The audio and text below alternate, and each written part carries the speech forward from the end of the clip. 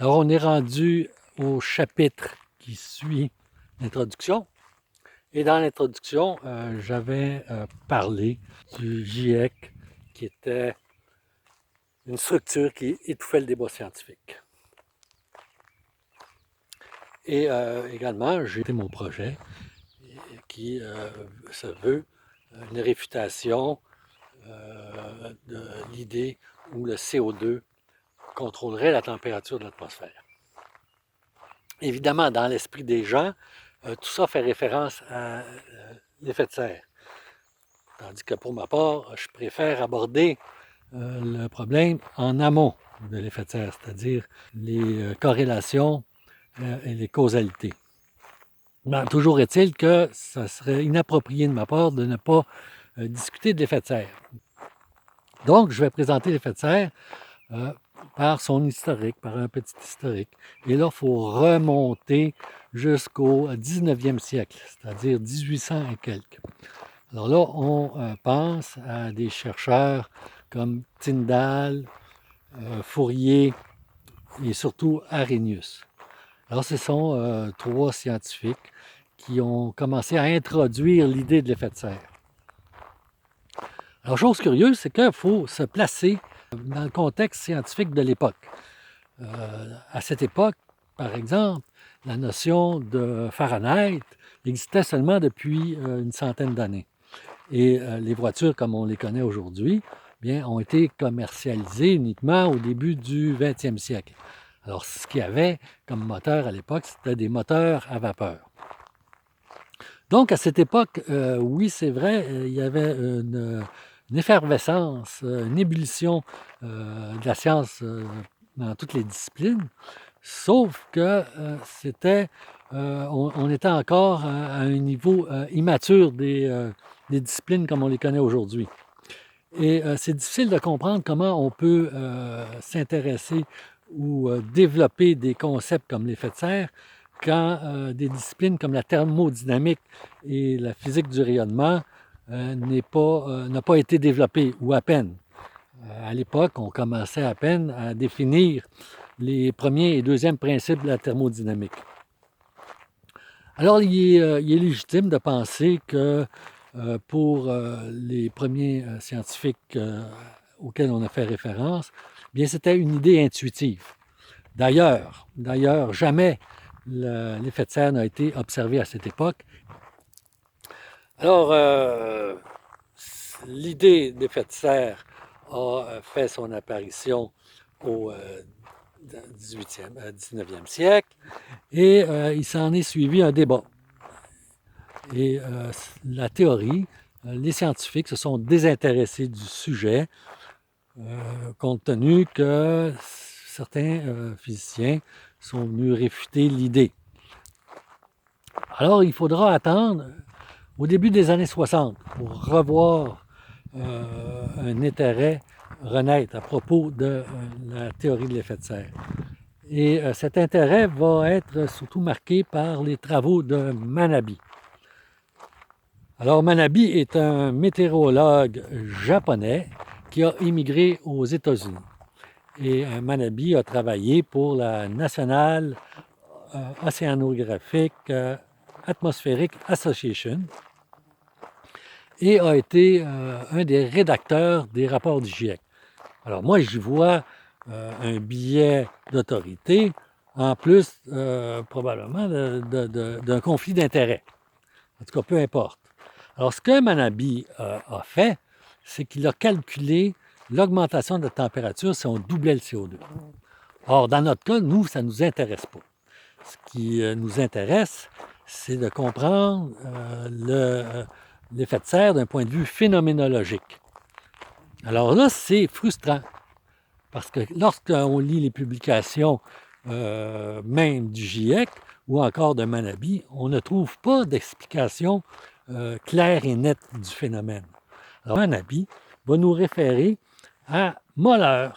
Alors Moller, en 1963, a publié un article où il donne une brève description du phénomène d'effet de serre dans le premier paragraphe de son article. Et encore là, il fait référence à un autre chercheur, Blast, si je ne me trompe pas. Et encore là, lui, ses explications au niveau phénoménologique restent floues. Mais chose certaine qu'on réussit à comprendre au travers de ces trois auteurs est que l'effet de serre est un phénomène de radiation de retour vers le sol. Alors, c'est la théorie classique. C'est-à-dire que le Soleil réchauffe le sol, et une fois le sol réchauffé, eh bien, le sol va émettre sa chaleur sous forme de radiation, mais de radiation infrarouge, ou si on veut, de radiation thermique. Et les gaz à effet de serre vont absorber ce rayonnement. Et une fois que les molécules absorbent ce rayonnement, les molécules vont atteindre un état énergétique supérieur. Et à cet instant-là, une molécule cherche à revenir à son état initial. Et pour revenir à son état initial, elle doit libérer son surplus d'énergie qu'elle a absorbé. Et parce qu'elle libère le rayonnement dans toutes les directions, bien la moitié du rayonnement des molécules va s'échapper vers l'espace et l'autre moitié va retourner vers le sol. Alors on voit qu'on piège ici une partie du rayonnement émis par le sol. Et ce qui va provoquer un surchauffement de la machine thermique terrestre, si on veut dire, si on peut dire. Alors ce phénomène, première des choses, n'a jamais été vu. Et deuxième des choses, peut être réfuté d'un point de vue théorique. Là, je vais m'expliquer. C'est que lorsque j'ai mentionné que les molécules atteignent un état énergétique supérieur et doivent libérer leur énergie, elles peuvent le faire de deux façons, soit en rayonnant ou soit en transférant leur énergie par collision aux autres molécules. Et si les collisions sont assez rapides, les molécules ne perdront pas, ne pourront pas perdre leur énergie par rayonnement. Et au niveau de la surface terrestre, c'est ce qui se passe. Les vitesses de collision sont supérieures à la vitesse de réémission du rayonnement. Et ce qui arrive, c'est que le CO2 absorbe le rayonnement, mais ne le réémet pas, va le transmettre sous forme cinétique, c'est-à-dire sous forme de collision, à toutes les autres molécules qui composent l'atmosphère, l'air. Et ce transfert d'énergie, bien, c'est la chaleur. Et c'est un transfert tout à fait normal de chaleur d'une surface chaude vers un milieu plus froid. Alors, il n'y a pas d'accumulation ici de chaleur. Il y a uniquement un mécanisme de transfert de chaleur tout à fait normal en thermodynamique. Alors là, on vient de démontrer de façon théorique que l'effet de serre n'existe pas, du moins à la surface.